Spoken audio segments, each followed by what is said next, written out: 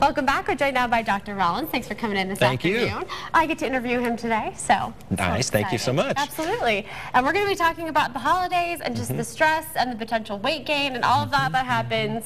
So how can we prevent it? I see this in my clinic a lot, and people come in after the new year needing to lose a bunch of weight. And I also see people really stressing about the holidays. So I thought I'd comment a little bit about both of those. Now, some of my advice is pretty common sense, but I want you to think about these things. So one of the things about weight gain around the holidays, it really does tie in with stress.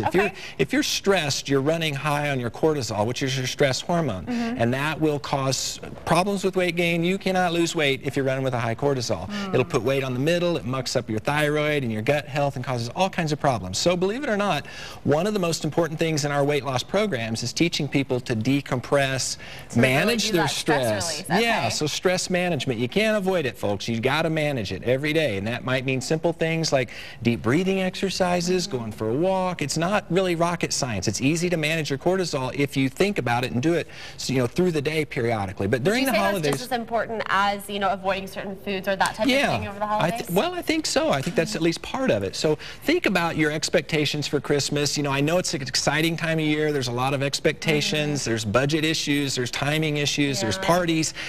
Focus on what's important, try and simplify and really get the most out of the season. That's always, been good advice, I think, for all of us. Now, when it comes to the diet aspect, I was just getting my hair cut, and my hairdresser was telling me about all the sugar she's been eating. You just can't eat a ton of sugar and not lose weight. But an interesting thing that happens with the holidays, first of all, it's, there's this concept called the buffet concept. If I let you eat one thing until you're full, you'll eat a certain amount.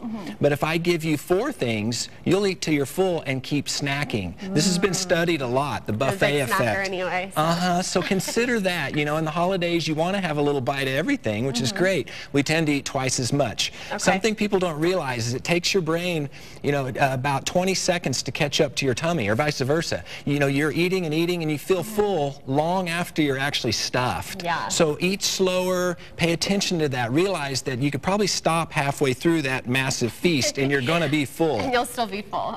So quantity does matter, of course, but you don't have to just go crazy with the sweets. Enjoy some sweets through the holidays, but keep in mind that you can't not avoid weight if you're going to eat a bunch of junk food. So you've got to just use discretion at some point. So a combination of focusing on what's important, lowering the stress levels, not throwing your diet out the window to start eating junk all of a sudden. Enjoy the rich food of the season. Drink moderately. Be merry in making your wise decisions on your diet and enjoy the season. Perfect. Well, thank you so much for all those great tips. Like you said, there is a seminar coming up right after the first of the year. The information is there on your screen. If you guys have any questions, go ahead and give them a call. Stick around. We'll be right back after the break.